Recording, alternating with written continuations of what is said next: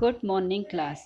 आज आप चैप्टर 13 मंजिल दूर नहीं है इसके बारे में पढ़ेंगे। इस पाठ में विज्ञापन जगत के जाने माने गुरु, प्रसिद्ध पटकथा लेखक, संवाद लेखक, गीतकार प्रसून जोशी के बहुआयामी प्रेरणादायी व्यक्तित्व का वर्णन किया गया है। जहाँ चाह है वहाँ राह है। इस उक्ति को चरितार्थ करने वाले प्रसून जोशी ने यह प्रमाणित कर दिया कि अपने रचनात्मक मौलिक विचारों से आसमान की ऊंचाइयों को छूना संभव है। इस चैप्टर में आपको बताया गया है कि अगर हम कोई काम करने की ठान लेते हैं, दृढ़ निश्चय कर लेते हैं, तो उसके लिए कभी भी मंजिल दूर नहीं होती है। मीन्स वो कार्य असंभव नहीं है। ऐसा ही कुछ चरितार्थ प्रसून जोशी का इसमें दिखाया गया है, बताया गया है उनके बारे में कि जैसे लोग कहते हैं कि सिर्फ डॉक्टरी में, इंजीनियरिंग में या और बड़े बड़े जितने भी प्रोफेशन हैं उसमें ही हम ऊंचाइयों को छू सकते हैं, परंतु ऐसा नहीं है। आप अपने जो टैलेंट है वो चाहे किसी भी प्रकार का है, उसमें भी अपने कार्य को उन्नति पर पहुंचा सकते हैं और उसमें भी आप ऊंचाइयों को छू सकते हैं। जैसे कि इसमें ये कहावत दी हुई है गौतम बुद्ध के द्वारा कि हम जैसा सोचते हैं वैसा ही बन जाते हैं। सिर्फ और सिर्फ हमारा जीवन जो है हमारी सोच पर ही निर्भर करता है।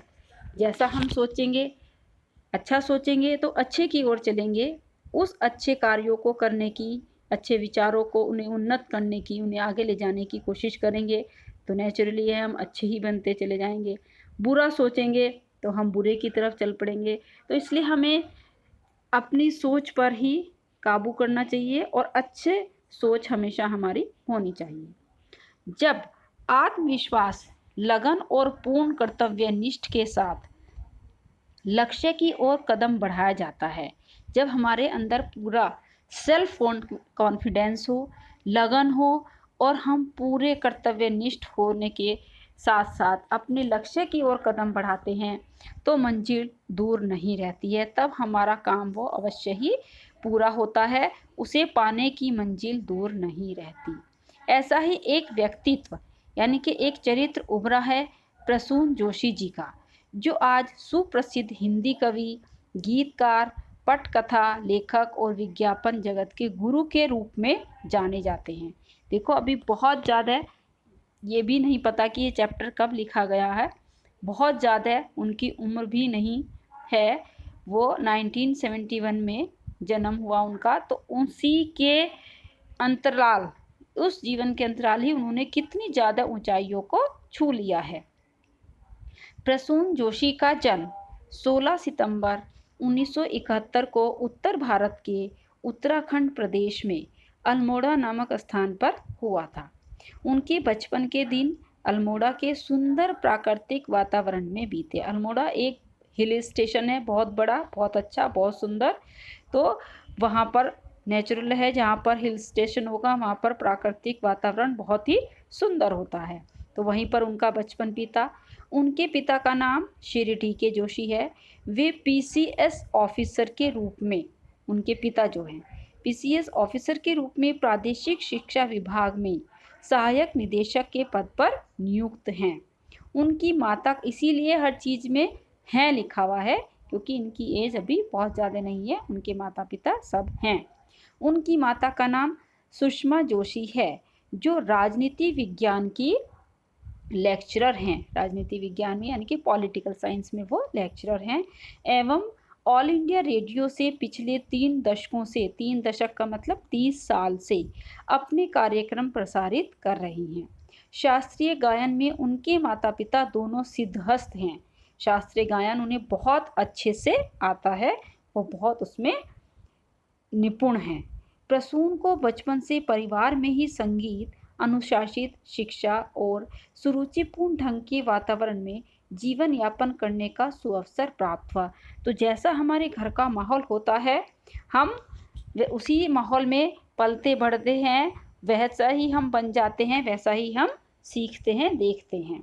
तो उनका परिवार का जो माहौल था बहुत ही संगीत में अनुशासित मीन्स डिसिप्लिन था। शिक्षा के प्रति सबकी बहुत रुचि थी क्योंकि पिता भी पीसीएस ऑफिसर थे। पीसीएस ऑफिसर कोई ऐसे ही नहीं बनता है, बहुत मेहनत करनी पड़ती है उसके लिए। तो नेचुरली है कि वो बहुत एजुकेटेड होंगे और एजुकेशन से ही संबंधित उनके घर का वातावरण होगा। तो उनका जीवन ऐसे ही यापन हुआ। उन्होंने 17 वर्ष की छोटी आयु से ही लेखन का कार्य आरंभ कर दिया, मतलब वो लिखने के शौकीन थे और 17 वर्ष की आयु से ही उन्होंने लेखन कार्य शुरू कर दिया था।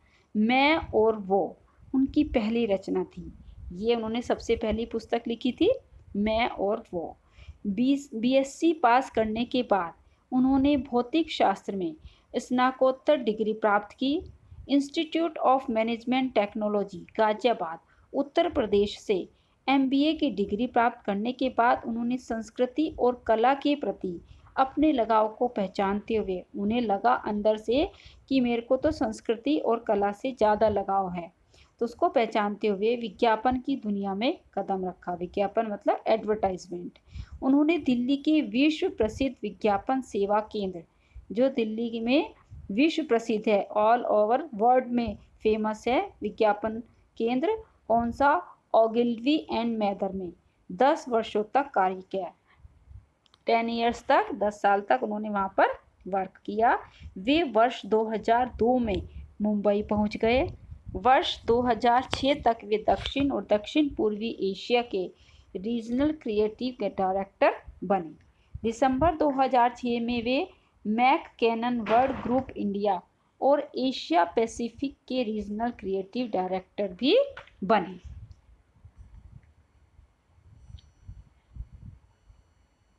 उन्होंने एनडीटीवी इंडिया के लिए सच दिखाते हैं हम, एक प्रोग्राम आता था, आपको भी मालूम होगा कि सच दिखाते हैं हम कार्यक्रम के लिए कार्य किया।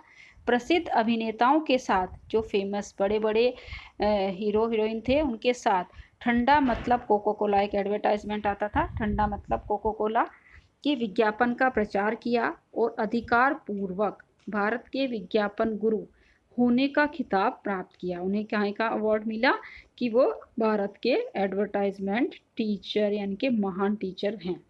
उन्होंने कई महत्वपूर्ण उपभोक्ता संबंधी उत्पादों के लिए पुरस्कार प्राप्त विज्ञापन तैयार किए। इस प्रकार क्रमशः प्रसिद्धि की ऊंचाइयों पर पहुंचते गए प्रसून जोशी।